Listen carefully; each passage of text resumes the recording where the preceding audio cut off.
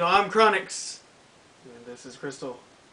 The most extreme wrestling, here with a Raw review. Raw started and it's only 6 days away from WrestleMania, and it's coming up, and this is the very last Raw. And then CM Punk's out there. It starts out, but he looks like Raven. He's sitting out there, and they happen to be in Chicago, so the crowd is going completely crazy. Right. And they're like cheering his name. They're chanting CM Punk. It's freaking crazy. And then he started bringing up Randy Orton and his family. Oh, goodness. Okay, I want to talk about this. I want to talk about this spot that lasted for way too long. Because first, you have CM Punk saying Randall like 50,000 times. Randall, Keith, Punk. Orton, whatever. Orton, yeah. RKO. Really, really annoying. And then he accidentally says something wrong. Because he goes, for the whole what? WWE Universe. Fail. And then, you remember the crap from the tour bus from last week? They showed it again. Well, they have to hype it up. I had to watch it again. Well, they gotta show the I package. had to watch the magical injury again. And then, and then, he Orton throws a temper tantrum. This is build-up. He goes, I'm two! That's what he does. It's annoying when kids do it, and it's annoying when he does it. and then, he goes to the corner. Everybody goes, ooh, yay, he's gonna do something really cool. And then, he falls on his face. For no reason. Oh, wait, I forgot. Taped up knee. I forgot. The bus door opening, like, ruined his knee to the point where he can now no longer walk. You do know. This is Randy Orton. No. This is what happened. Whoa. You know at WrestleMania 18, The Rock got hit by a bus. Showed up the next night, was fine. That's really special. And Randy Orton gets hit by a bus door, and knee is shattered. Gone. Oh, and I have one more point. You know the whole, CM Punk is insulting his family? That's just like a playback of the whole Rey Mysterio family thing. From last year. Repeated storyline with CM Punk 2 years in a row. What can you expect? It's wrestling. Recycled storylines, they just happen. Next we see Edge and Christian back together for the first time on Raw in 6 years. So, I mean, it was cool to see them, but it made me think, man, it's like, remember a couple years ago you had Edge and Christian, the Dudley Boys, and Matt and Jeff Hardy. The Dudley Boys, they're pretty much dead, and fat. And the Hardy Boys, Matt Hardy, fat. Jeff Hardy, fail. Sad day. But they're gonna go and take a match against Del Rio and Brodus Clay. Which, by the way, is the weirdest tag team ever. It was because of NXT. Mexican drug lord plus redneck. How is he a redneck? Excuse me. His name is Brodus, and he's huge and fat. That makes him a redneck. He's a redneck. No, he's just weird. Brodus. No one but a redneck family would name their child Brodus. Well, anyways, Raw is really feeling rushed because everything is being pushed so fast. It's freaking ridiculous. Anyways, then there was Cole doing an announcement from his little coal miner's place saying that Jerry the King Lawler was going to fight Jack Swagger. It's true, it's true.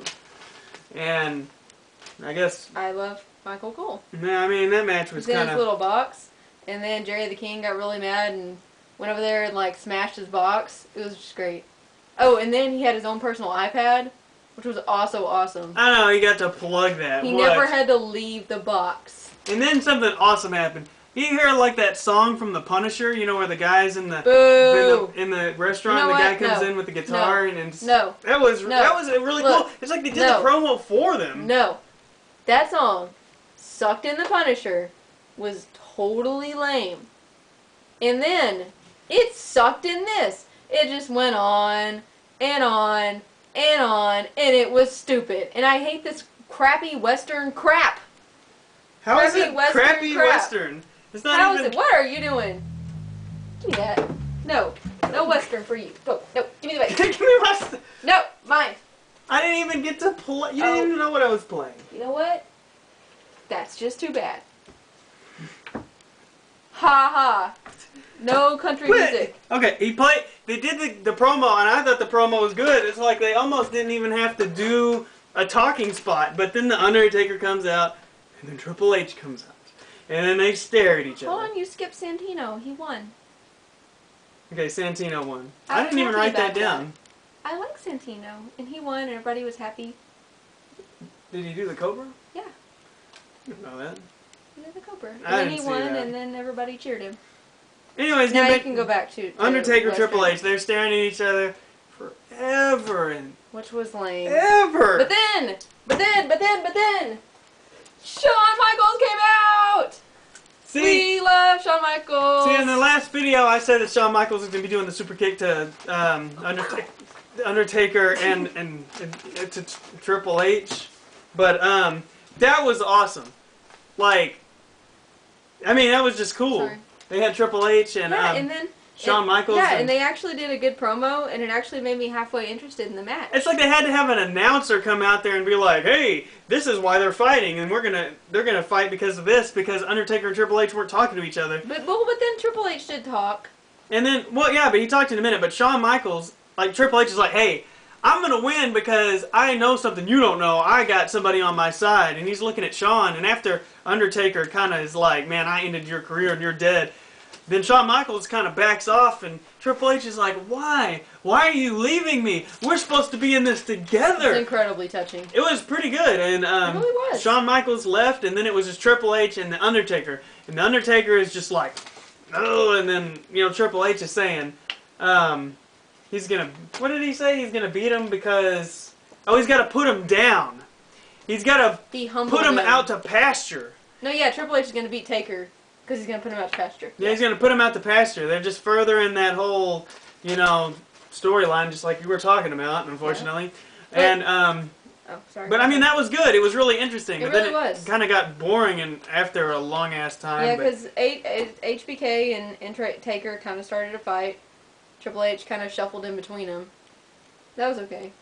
Yeah, but it was good, though. It was finally a promo. That was interesting. It was interesting with them, and it actually makes sense now. He's putting him out to pasture. And it seems like they just came up with that before the show. They're like, they did. "Hey, let's call Shawn Michaels and bring him down here because we know he's got to be involved in the match." I thought he might have been a special guest referee. But we all know he'll be back, and he'll be on Triple H's side. You think he'll be rocking those pants? Well, probably not these pants. Do you think he's going to be wearing shorts and a fanny pack? Please don't wear shorts and a fanny pack, Shawn. Shirt tucked in. We all call out to you to let someone else dress you. I love you, but really. Okay, so Swagger's out there, and Jerry the King Lawler comes out with a new song. Maybe it's not that new, but it was new to me. I hadn't heard that before. And I'm like, why change the song? He's had the same song for like 30 years! And it sounds all, I don't know, it's like all watered down. Like how they watered down the Kane song. I don't understand. Why? Why? But they did that. And then, oh my God, Vicky Guerrero came out. And she came out, it was just awesome. She came out to the John Morrison music and everything. And she is actually looking pretty good with the slow motion. And she's like twice as old as you. It's okay. So? That's like her whole thing. She's with Dolph, and he's young. And she's old because she's got the whole cougar thing Now let's going. talk about Dolph. Okay, first of all, I didn't really appreciate Vicky making fun of Morrison. But she's such a good heel. I just let it go. So, I want to talk about Dolph, though. I do not like him for two main reasons. Reason number one, he has a stupid name. Sounds like dolphin. Reason number two, my husband is obsessed with his hairstyle. Please tell him that he does not need Dolph's awful mullet. He does not have a mullet. That this is beautiful and he does not need to dye it white, cut it off, and make it look like a mullet. It's not a mullet. Please tell him. It's not. Did they do anything else? They had a... No, Daniel Bryan came out and there was total silence. Oh yeah, I was hearing crickets. Then Morrison came out and there was a pretty good pop. Yeah, it was. And he did a really awesome move when Sheamus was doing the arm pull back thing. He did a flip and kicked him in the face. Yeah, that was pretty cool. But Daniel Bryan, I mean, he's a good wrestler. He's like the modern day like Chris Benoit. No, totally. Okay, that was a bad comparison. If he's a modern day Chris Benoit, we all know how that ends. He has the same finisher. It's really disturbing. But anyways, moving past that. I agree, he's a good wrestler, but he's just not interesting to me. I don't think he has that whole charisma with the crowd thing. He doesn't get a pop at all? You said you heard crickets. I did hear crickets. Okay. But crickets could be a pop. Crickets are a pop? But Sheamus and Dolph Ziggler together, because they had to put those two matches together, because of course they couldn't get their own spot, because later on you're going to see The Rock and that whole gimmick. But then we find out who the next inductee into the Hall of Fame. You had something else to say? Well, I think you skipped a part. You skipped a stupid part. What's the stupid part? It was where Trish Stratus and Snooki were in the Jersey Shore. No, I hadn't got to that yet. Oh, that was before that? I got that backwards. Okay, well, I apologize. It was, oh, what a rush! Legion of Doom. That was pretty awesome. But, They're pretty cool. Now what you saw after that was Snooki and Trish Stratus in a bar that was bumping. For a Monday night? Yeah. And they're like it wasn't pre-recorded. There was more bleeps in that thing than ever. And I actually heard WrestleMania get bleeped. It said, Mania. And I'm like, what? And it was just beeping like crazy. It was like Jerry Springer or something. It's because Jersey Shore is a stupid show.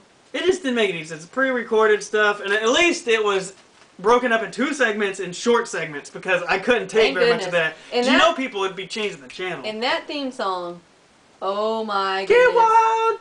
Get crazy! And then it's got that annoying background thing. I don't know what that... Make me happy. I don't have any more notes. What happened to my notes? What? The Rock. Here, you can look on mine. Okay. Next, The Rock came out? Yes. The Rock came out. Yeah, our live feed died for a whole second. Yeah, but then he came out. He spoke in third person. He said 6 catchphrases in 8 minutes. Yes, ladies and gentlemen, I counted. Now, that's a catchphrase every 1.3 minutes. At this rate, how many catchphrases does The Rock have, we all wonder?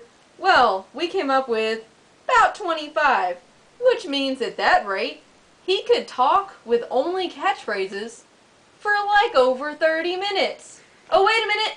Wait a minute. He already did that when he came back. His speech to come back was like catchphrase, catchphrase, catchphrase, catchphrase, catchphrase. But anyways, that is another matter for another video. How can you talk crap about The Rock? He has too many catchphrases. He talks in the third person, and he represents socialism. What? Okay, I'm gonna move past this again. But he does call John Cena a homeless Power Ranger, which I did think was hilarious. I mean, that was and it was funny. Pretty amazing that he actually got his butt to Raw. Yeah, it's... But he got in that exchange of words with John Cena, and it was actually good. It was. It was really entertaining, and I was on the edge of my seat. And he was talking about... What was Cena talking about? He's saying that, like, The Rock should... This is his place, and he should be here. He should be in the match. And you could see The Rock's lip was quivering a little bit. And then I was, like, a millisecond off, because I was sitting there and I'm thinking, man, it's time for awesome. And then he came out with Alex Riley by his side, and I was thinking this is going to be great. And they, you know, got pissed at each other, right? Yeah, and then everybody kicked The Rock's ass, which was pretty awesome. Well, no, first... Hey, the Miz was in there, and The Rock on the ground. Yeah, that's true, because Cena came back out and gave him the FU, which I was surprised at. So everybody was after The Rock. Yeah, but I do want to call Cena out on something. Cena's like, my audience is kids. Then he proceeded to say damn and hell like 50 times. Yeah, like literally the second word out of his mouth. It's like, my audience is kids, and I'm damn proud, because that's damn great. What the hell, Rock? And I'm like... Good job, Cena. Yeah, that was pretty funny. But, I mean... At any rate, Raw ends. The Miz says that Cena and Rock are overhyped and overrated. That made me happy. Rock on the ground. End of Raw. It's going to be awesome. You know nothing's going to happen on SmackDown because nothing ever does. Doesn't make any difference. And then WrestleMania, and it's gonna be great. No, it's gonna be awesome.